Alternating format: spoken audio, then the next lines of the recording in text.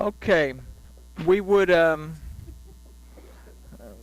call this Hosea Part 3, but actually this is just going to be a brief history since Hosea Part 3 kind of got, I don't know where Hosea Part 3 went because the laptop crashed earlier today and all of it kind of went with it, so I think Geek Squad's going to be able to extract it all. So we'll have Hosea Part 3 next time.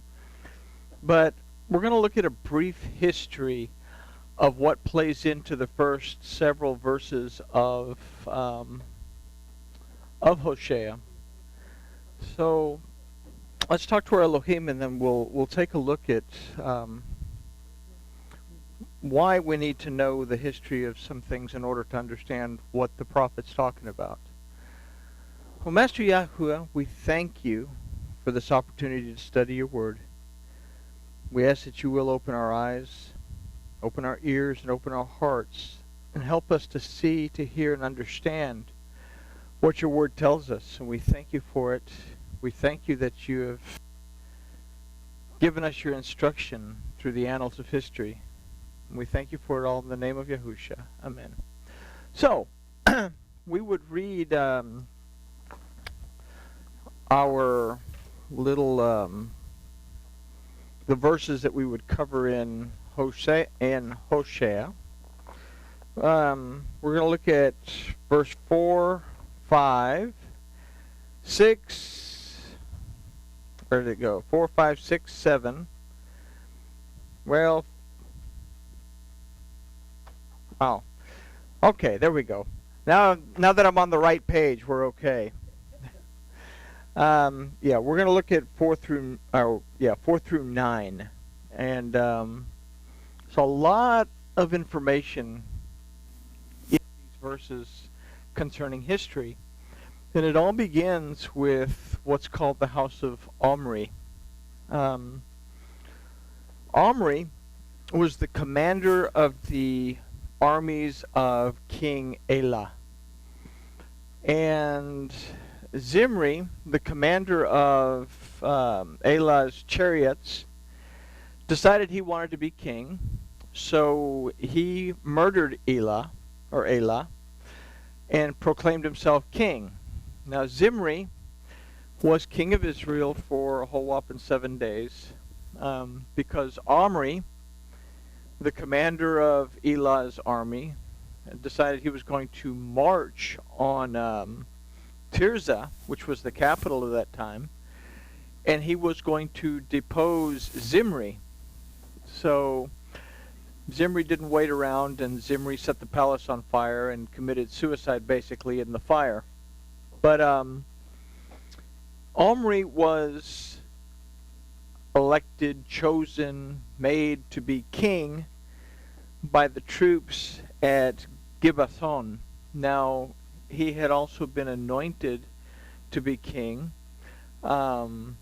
privately. And if I hadn't have said that, I would have the name of the prophet right in my head, but it just went right out the door. So, but anyway, that's secondary. Half of the people, however, supported another guy named Tibni, and Omri chased Tibni down, and after 4 years he managed to catch Tibni and put Tibni to death. So Omri became the king of Israel through no blood succession. He basically murdered his way to the top, in essence. Now, in the 31st year of King Asa of Judah, Omri became king, and he reigned for 12 years. Now, he spent the first 6 years at Tisra, and then he built a new capital, and he called it Samaria. And from there, the entire land would be known as Samaria. So, two things with Omri. First of all, the house of Israel became known as the house of Omri. And also the northern kingdom of Israel would later on become known as Samaria. So he had some influence at that.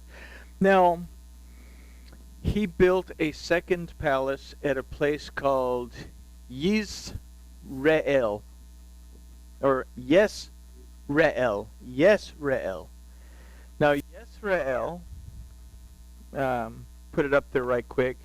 Yesrael means that Yahuwah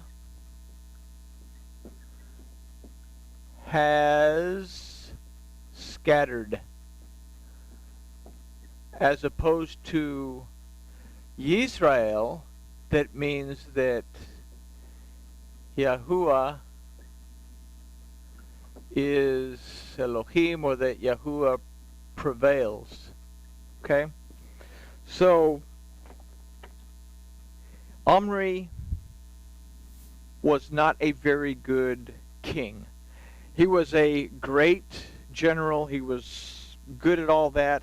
And because of Omri, he led military campaigns, and he managed to get back a lot of land, and he went against the Moabites, and he actually expanded Israel's borders beyond or east of the Jordan. But Omri, because he was a man of war, he was plagued by constant civil war. Now, Omri made peace with Judah, and he also established great relationships with the Phoenicians at Sidon. But what this did, we have to understand something about Omri that also plays into our understanding of something in Revelation. Omri was neither hot nor cold. He was indifferent to the religious, the religious setting of the day. But he allowed a lot of the ideas of the Phoenician worship of Baal into the house of Israel. And his son Ahab was married, or he was promised or whatever, to the princess of Sidon, who was Jezebel. Now, Jezebel means that Baal is husband, but it also means to be unchaste. And that's something that we'll consider a little bit later on. Now, the house of Omri continued with Ahab as king. Omri died, and Ahab became king, and the rise of paganism brought changes to the worship of Yahuwah because of Jezebel and her influence over Ahab. Ahab was not a very strong king. Jezebel was a strong queen, and she pretty much ran the show. So, shortly after this, the Assyrians would begin skirmishes into the land of Israel. It's not the actual invasion that took place, but they would start to harass Israel. Somewhere between Ahab and his son Ahaziah and his son Jehoram, and probably more specifically with Jehoram, the worship of Yahuwah became the worship of Baal. Not that they rejected Yahuwah, but instead of calling him by his name, they chose to call him Baal. They chose to call him Lord. They chose to call him Master. So we probably don't see any helical significance in this at all. If we're, well, okay, I was joking, but so now this was between 822. The whole thing was between 824 BCE with Omri to about 722 was the end of Jehoram's reign. At that point, Assyria finally came and took the whole thing over and put Zedekiah in place, the puppet governor. Now Jezreel was made into Ahab's fortified chariot and cavalry base. Now we go back and we remember that Jezreel, or Yisrael, under Omri, was where he built his second palace, and he made this magnificent city out of Yisrael, Okay? So again, the focus was on materialism as opposed to the worship of Elohim.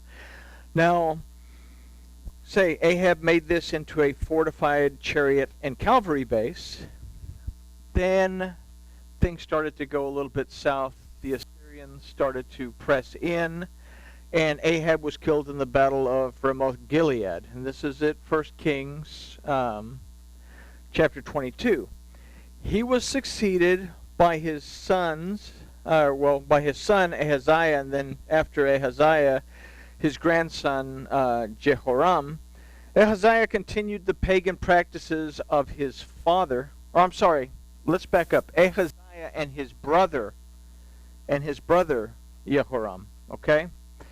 So Ahaziah continued the pagan practices of his father, and he died shortly after taking the reign. He was up on the roof, and he fell off the roof, and he became badly injured. And he was sending somebody to ask of the prophets of Baal whether he was going to live or not, and he runs into the prophet Elisha, who says, don't bother going and asking him, just go back and tell your boss that he's going to die. And shortly after that, Ahaziah passed away. Now, it's interesting that within all this, we have some things going on. Omri, okay? Omri means a pupil of Elohim. But it also means, it comes from a root, amar, that means to manipulate something. So we have an idea that people may study about Elohim, people may study about God, but there's a tendency to manipulate things to where the full truth isn't coming out. Ahab means father's brother, but it also means a resemblance of the father. So if you're manipulating Scripture, it brings on something that looks like it might have come from Elohim, but really it isn't. And then Jehoram means Yahuwah is exalted, but the word that it used also means that Yahuwah is abolished. And in the middle you have something that Yahuwah, or Ahaziah, that actually means Yahuwah still possesses, or Yahuwah holds on.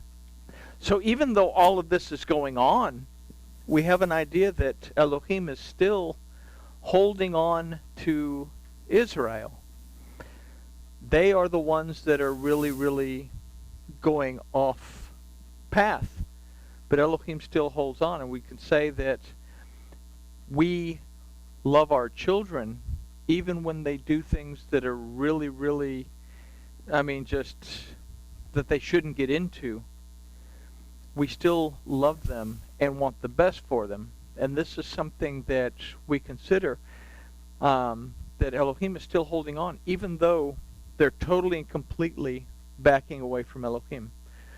Now, Jehoram, his brother, became king. Now, almost at the same time, King Jehoshaphat of Judah, his son, Jehoram, also became king.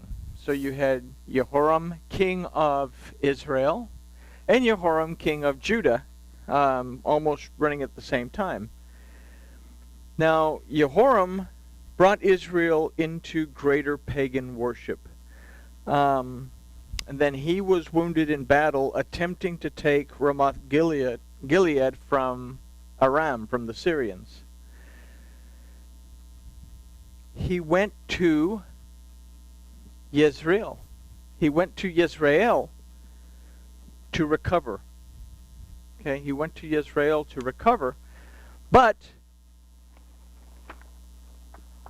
he was executed by his general Yehu, who went on to murder everyone from the house of Ahab. Now, in 2 Kings, I want to say it's chapter 10, we learned that Yehu was given basically an order by Elohim to destroy the house of Ahab.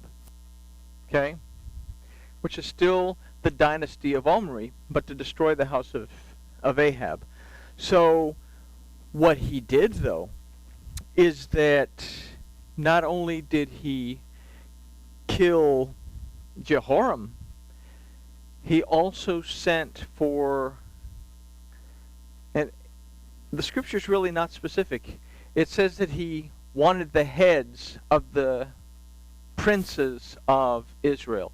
In other words, he wanted the sons of Ahab to be brought before him, but somehow or another the message was confused, and what happened is that all 70 of Ahab's sons were put to death, and all of their heads were brought to Israel.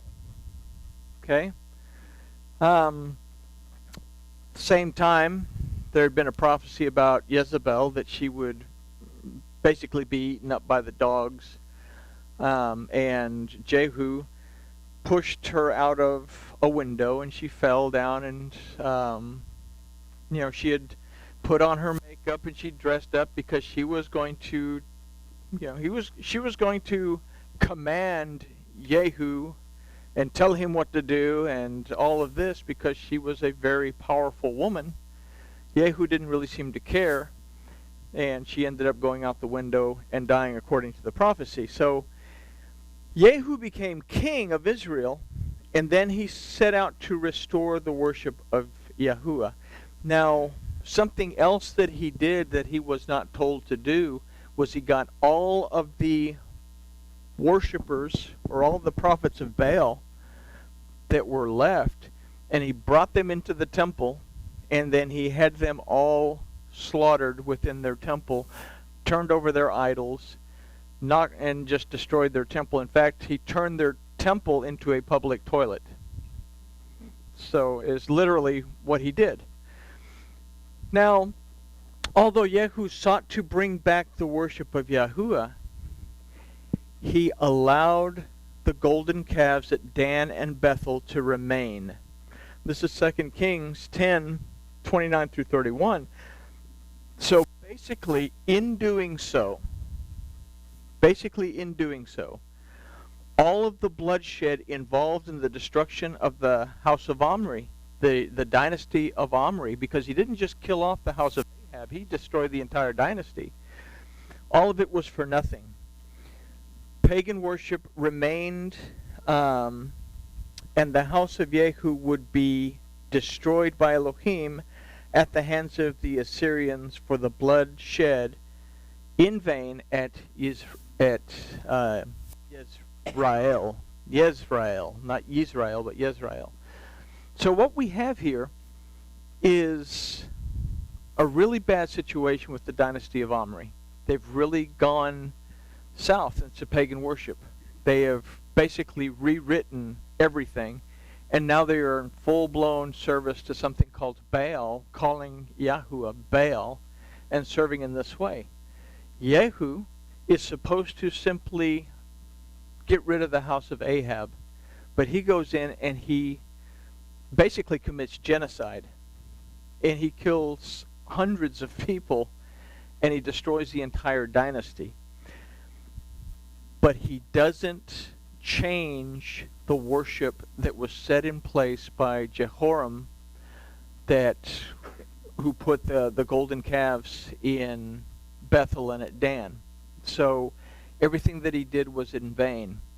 And I'll make a statement based on this, okay? Based on being students of Elohim but manipulating the scriptures, considering a worship of something that resembles the Father, and then not necessarily exalting Yahuwah but abolishing Yahuwah. Yahusha also paid a blood price, but for everything that has happened since that time, this is kind of a mirror that in a lot of ways that blood was shed in vain, because everything has gone back to a false type of worship. There were few people, as we'll read, that remained faithful to Yahuwah. But for the most part, Israel was totally and completely corrupted. So there's a paradox then between 2 Kings 10:30 and Hosea 1:4. So we take a look at this. We have Omri, Ahab, and Jehoram were the first generation, or the third generation. 1, 2, 3. 3 generations. Okay? Yehu comes in, and although he does what is supposed to be right, he doesn't do it completely. And he still violates the first 2 commandments, which makes him the 4th generation. So keeping that in mind, we take a look at what Shemot chapter 20 has to say, where it says, starting in verse 2, I am Yahuwah Elohecha, who brought you out of the land of Egypt, out of the house of bondage. You shall have no other Elohim before me. You shall not make unto yourself a graven image, or any manner of likeness, of anything that is in heaven above, or that is in the earth beneath, or that is in the water under the earth. You shall not bow down unto them or serve them, for I, Yahuwah Elohecha, am a jealous El, visiting the iniquity of the fathers upon the children unto the 3rd and 4th generation of them that hate me. So we have something here that's going on. We study the Bible, but we manipulate it. We worship something that resembles the Father, but it's far from being the Father.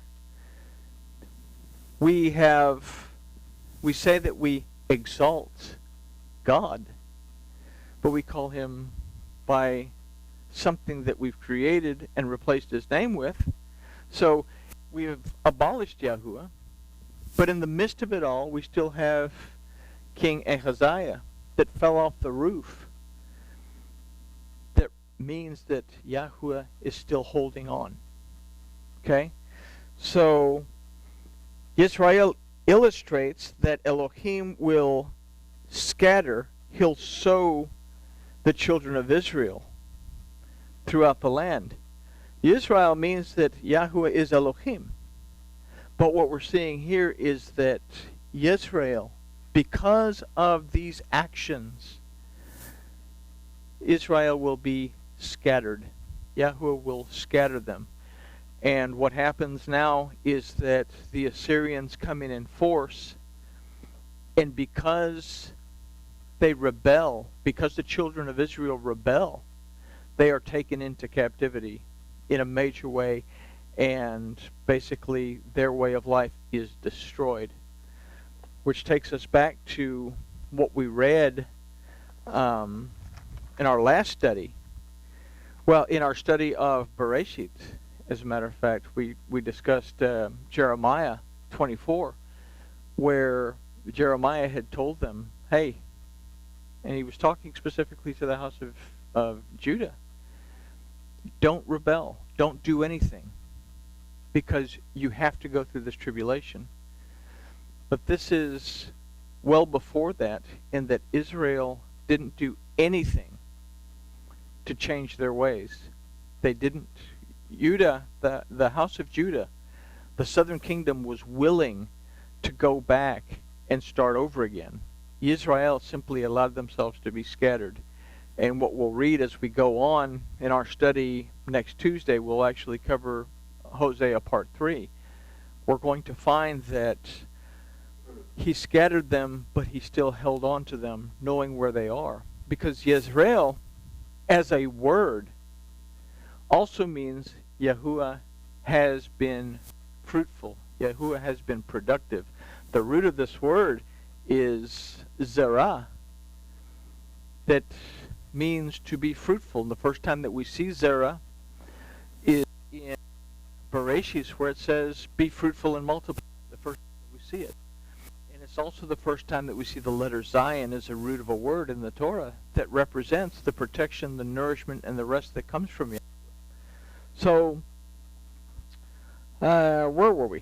Let's go on to the next page. So, Jehoram was killed at Jezreel.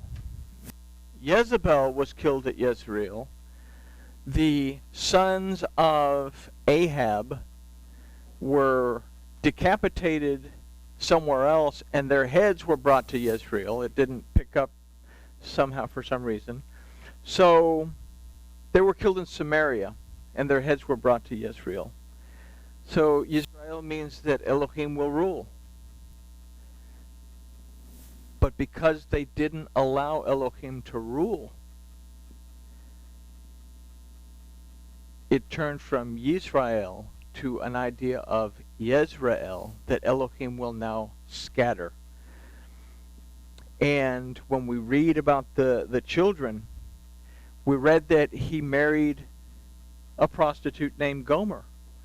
That the idea is that the redemption that was sent by Elohim was married into something that resembled prostitution, which brought forth Yezreel, that brought forth this idea of scattering, because now we have 41,000 different denominations of Christianity at the last count. The 31,000 figure that I gave a few months ago was for 2003. It was 38,000 in 2008, and now there's 41,000 different denominations of Christianity. Judaism, you have Orthodox, you have Hasidic, you have Karaite, you have conservative, you have Reform, you have liberal, you have Reconstructionist, and none of them agree on anything. And it's the same thing with Christianity. None of them agree on anything. I had a conversation earlier with somebody in the room, and was told that a certain pastor of a Christian church would like to learn more and would like us to come to their congregation and discuss these things. And he was told that you realize that you could lose a lot of your congregation. They could get up and walk away, and you could lose your ordination, and you could have all these problems. And he said, I don't care. There is a little bit happening, but we have to understand that with all these different denominations and all these different doctrines, nobody agrees on anything. 1,800 years of dogma, that when we try to present the Torah as it is, that it doesn't want, nobody, it's not accepted. But Elohim holds on. So it's something that we learn here. But so Yezreel, that there will be this shift. There will be a whole lot of things that happen. There will be a manipulation of Scripture. There will be something that resembles the Father. There will be a disappearance of the name, which will bring on a spiritual manifestation called La Ruchama, in which Elohim says, I will not have compassion. I will not have compassion is what La Ruchama means. When we read this, and it says, and she conceived again and bore a daughter, and he said to Hosea, call her name La Ruchama, for I will no more have compassion on the house of Israel, that I should in any wise pardon them. So those that struggle against Elohim will receive no compassion or pardon.